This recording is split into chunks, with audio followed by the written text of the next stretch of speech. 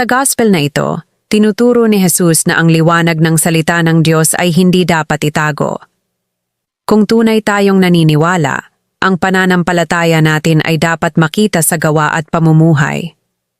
Walang sikreto o nakatago na hindi mailalantad sa harap ng Diyos, kaya tinatawagan tayong mamuhay ng tapat at hayag sa kanyang liwanag. Ways to apply in daily life.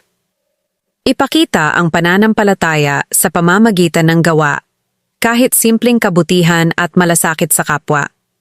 Huwag mahiyang ibahagi ang Word of God, kahit sa simpleng pag-post, pag-share o pakikipag-usap sa iba. Maging tapat at transparent sa buhay. Kung ano ang nasa loob, sana iyon din ang lumalabas sa ating kilos. Alagaan ang puso at isip sa pakikinig ng salita ng Diyos para mas lumago ang ating pananampalataya.